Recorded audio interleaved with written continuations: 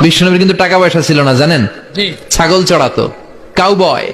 মিজানুর রহমান আজহারি নামক এই ফালতু বক্তা আল্লাহ রসুল সাল্লাল্লাহু আলাইহি ওয়াসাল্লাম, সাহাবে কেরাম আলাইহিমুর রিদওয়ান এবং নবী পরিবারের সদস্যদের নিয়ে প্রায় সময় বিভিন্ন রকমের আজে বাজে এবং আলতু ফালতু বক্তব্য রেখেই যাচ্ছে। সম্প্রতি রসুলুল্লাহ সাল্লাল্লাহু আলাইহি সাল্লামকে সে কাউবয় বলে উল্লেখ করেছে। নাউজুবিল্লাহি মিন যালিক।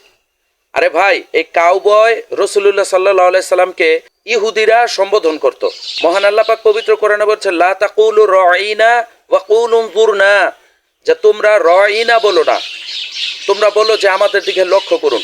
রাঈনা এবং উনজুরনা এই দুটো শব্দেরই অর্থ হলো আমাদের দিকে লক্ষ্য করুন। কিন্তু ইহুদিরা যেহেতু রাঈনা দ্বারা আমাদের রাখাল এই বাক্যাংশটিও বুঝাতো, সেজন্য আল্লাহ পাক পবিত্র কোরআনে এরকম বাক্যে বা এরকম শব্দে রসুলুল্লাহকে সম্বোধন করাকে নিষেধ করে দিয়েছেন। অপরদিকে এই লোকটি বিদেশিদের খেয়ে পড়ে আল্লাহ রসুলকে নিয়েও প্রায় সময় এই ধরনের বাজে শব্দাবলী ব্যবহার করতেও কোনো পিছপা হচ্ছে না। তার ব্যাপারে সকলেই সতর্ক থাকুন, তাকে বয়কট করুন। এটা হলো সকল মুমিনদের জন্য প্রয়োজনীয় একটি পদক্ষেপ। মা মিন নাবিয়্যিন ইল্লা রাআল গানাম, ছাগল চড়াতেন।